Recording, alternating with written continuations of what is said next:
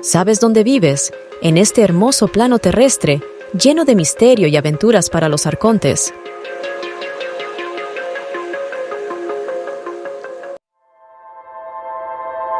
Cuando muchos nombres fueron pronunciados, el hebreo no existía. Moisés no hablaba hebreo en el desierto, los judíos que no lo hablaban durante el Éxodo. Si nos gusta, si queremos creer que hablaban algún tipo de lengua semítica, equal sin, pero lo dudo, equal sign, se habló algún tipo de amorreo. Entonces, tal vez empezaron a hablar algún tipo de arameo. Más tarde, un par de siglos posteriores, el lenguaje judío comenzó a tomar forma, que es en realidad una transformación subfenicia. Dinero que, por cierto, era mucho más útil a la casta de la que se hizo cargo de la colección. La transición de asesinato al pago de una contadora de monedas es una de las muchas situaciones en las que se observa que la evolución progresiva de la moral y las costumbres se llevó a cabo a través del tiempo, que escribe el citado profesor Ben-Zion Bergman, y que dio lugar a innovaciones y cambios en las propias normas.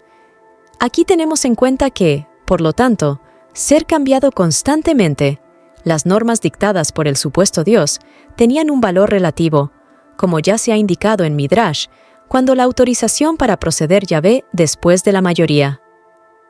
Avanzar por ahora solo es un concepto que va a ser más evidentes después de la consideración de los 10 mandamientos tradicionales.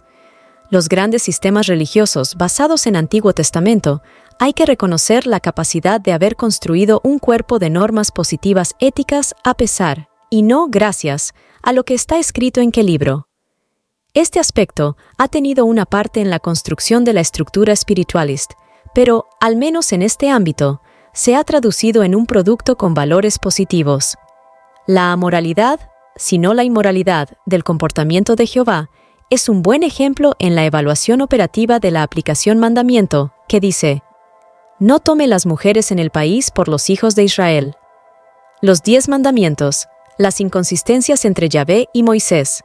Sabemos por la Biblia que Moisés, haciendo caso omiso de esta norma, tenía un compañero midianita e incluso tomó una mujer cusita, es decir, etíope.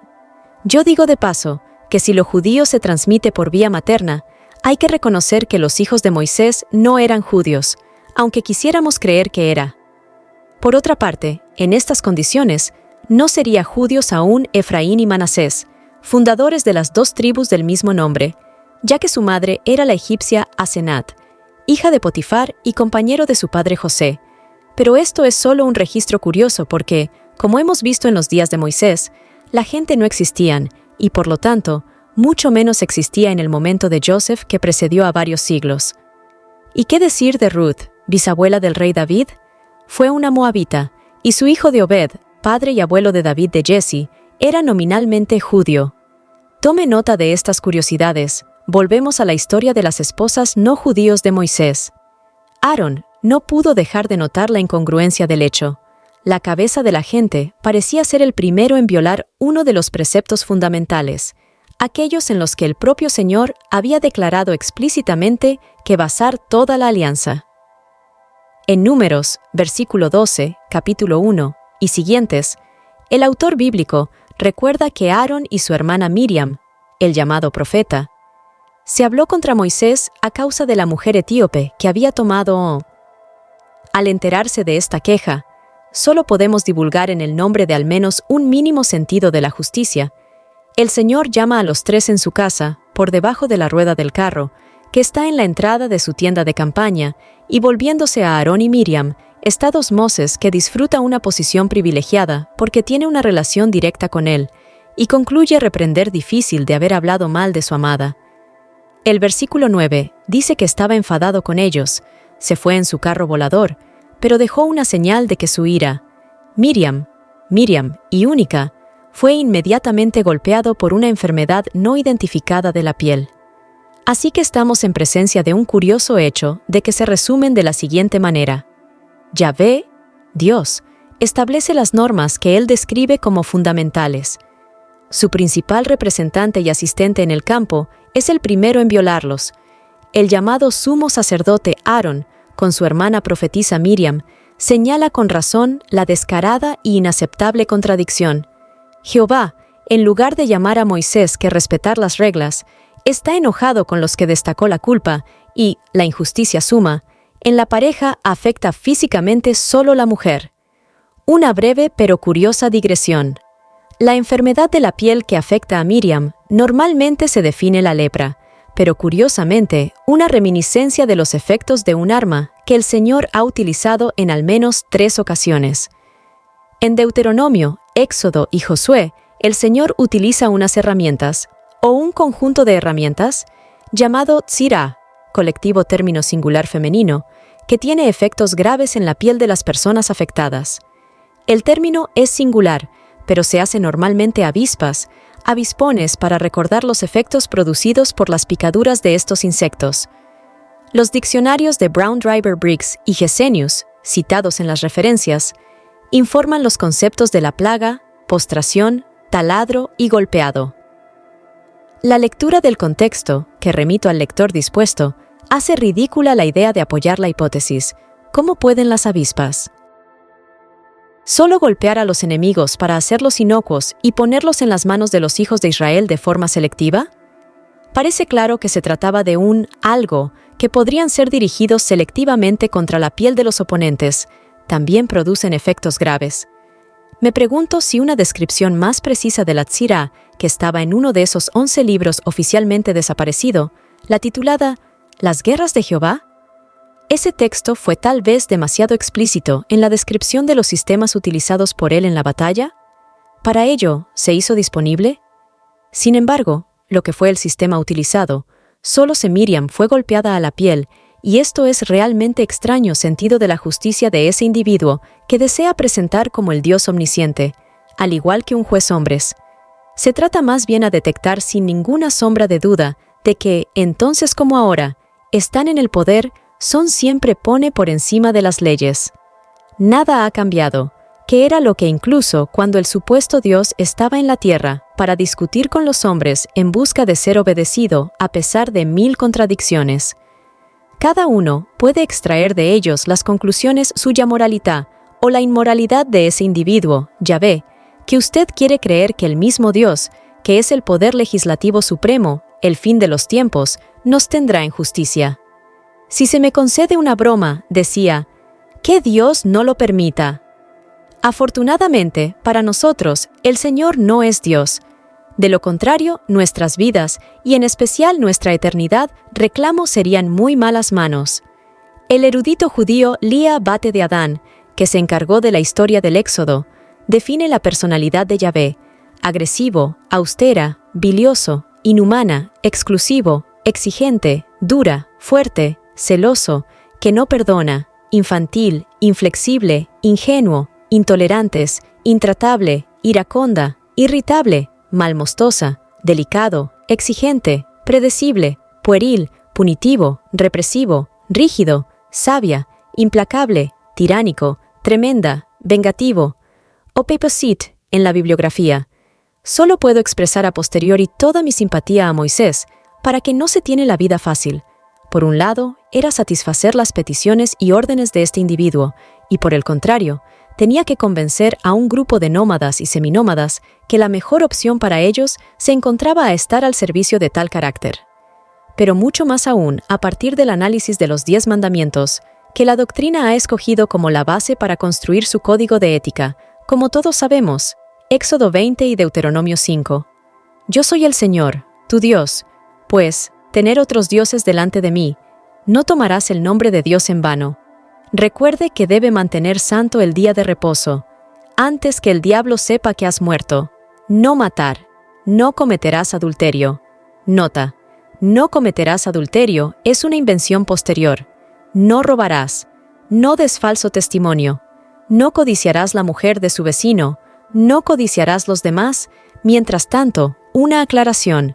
El primer mandamiento ha sido revisado apropiadamente de la tradición de modo que coincida con la visión monoteísta, pero es bueno saber que en hebreo suena diferente. Deuteronomio capítulo 5 al 7.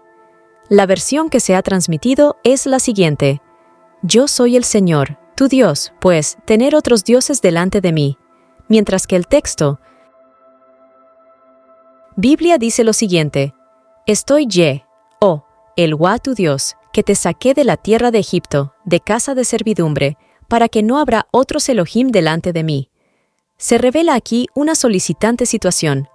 Cada vez que parecía que el Señor necesario para formalizar su plan de estudios, tenía que recordar las compras méritos de las personas, que no sería entonces ser confundidos con sus colegas, rivales.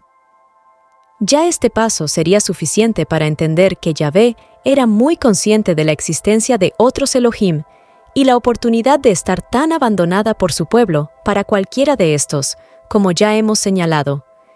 El aspecto que me interesa destacar aquí, sin embargo, se refiere a los mandamientos, y podemos formalizarlo con la siguiente afirmación. Estas regulaciones no son un código ético de conducta elaborado por la humanidad, sino un conjunto de normas establecidas para hacer la convivencia ordenada y habitable interior del campo de entrenamiento, establecido por Moisés en el desierto del Sinaí. Un campo en el que daba, tal vez debería decir segregó, esas personas para construir una nación que no existía y adquirir la fuerza de combate necesaria para conquistar la tierra que Jehová había establecido a querer gobernar a cualquier precio, incluyendo el desprendimiento de una gran cantidad la sangre. Uno de los sistemas con los que mantenía unido a estas personas fue el oro y la requisición de todos los metales valiosos. De hecho, solo con los que podría tener acceso al agua, y los pastos eran propiedad de las personas que vivían allí. Privados de una moneda de cambio que les haría autónoma en turnos, esos pobres tenían que depender de Moisés y Yahvé para el acceso a los medios de vida. Pero yo he dicho con gran detalle en No hay creación en la Biblia, y yo no voy a detenerme. Volviendo a los mandamientos, merece la pena señalar desde el principio que las teologías que han incautado han lanzado intencionadamente un concepto que digo eufemísticamente estar mal, aunque yo diría claramente falsas. Cuando en los versos judíos define la identidad o el tipo de aquellos para los cuales no deben cometer actos prohibidos, se utiliza el término formado a partir del vástago resh ain, cuyo significado es amigo, compañero, miembro de la misma asociación, compatriota. Pero, como con cualquier otra interpretación presentada en este y en mis otros trabajos, el verdadero significado se deriva del contexto y de los acontecimientos, en lugar de la cirugía filológica. Narrativa bíblica conjunta se documentó hecho sin ninguna sombra de duda de que el amplio concepto de prójimo es el resultado de un procesamiento posterior. Incluso el más distante es la creencia de que en ese paso el Señor se refería a toda la raza humana. Esas órdenes y esas prohibiciones valían solo dentro de las personas. Dentro de ese grupo de Moisés, nómada y seminómada, estaba tratando de convertirse en un pueblo con normas aceptables de convivencia civil. No hubo siguiente en el sentido moderno del término de tratar, preocuparse por o para cumplir. Fue solo entre ellos no se deben matar. Fue entre ellos que no deben robar cosas o animales. Fue entre ellos que no deben tomar las mujeres que fueron considerados poco más que una propiedad de los varones. Fue entre ellos que no deben practicar al desgaste del préstamo, etc. En cuanto a la otra, todo lo que estaba permitido, y de hecho, incluso cuando sugerido específicamente ordenado. Vemos, por ejemplo, el mandamiento que se refiere a una cuestión de importancia primaria, diría absolutamente el fundamento de toda la sociedad, es decir, respetar la vida de los demás, expresada en orden clara y aparentemente inequívoca, no matarás. Escribí aparentemente no ambigua, ya que, en plena coherencia con lo que estoy destacando el rabí David Ben-Dori, directora rabínica de JPFO, Judíos para la Preservación de las Armas de Fuego Propiedad, se ha señalado un error en la traducción de la orden anterior.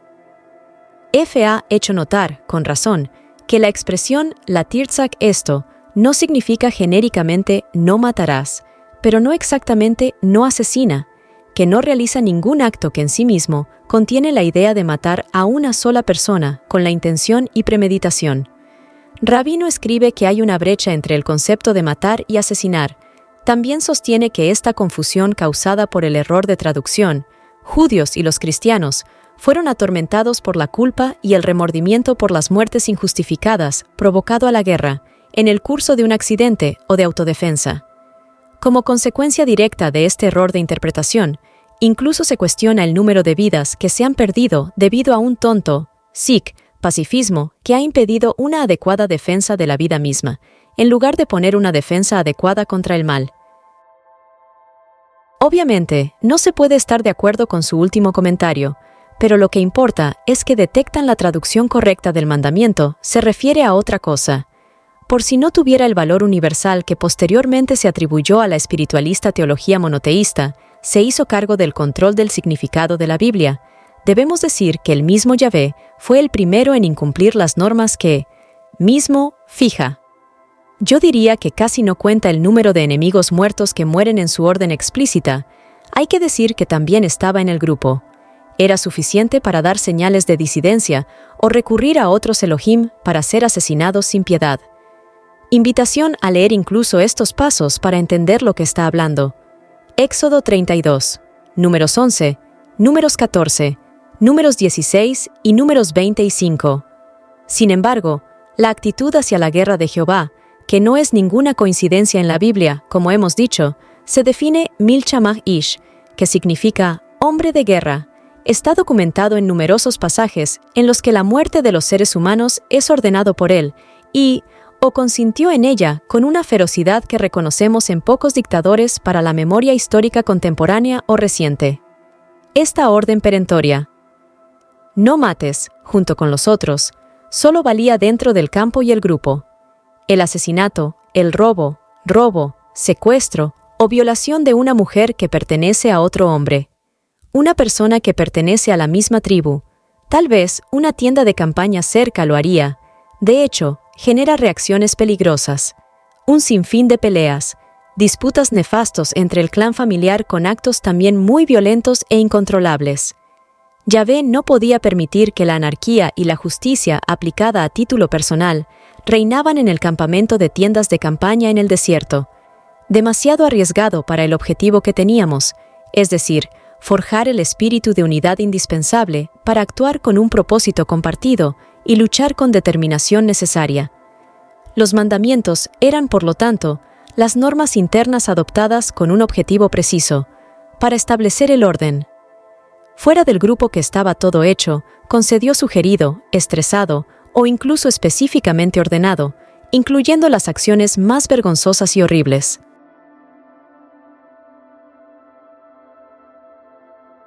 Recuerda suscribirte a nuestro canal y gracias por tu apoyo.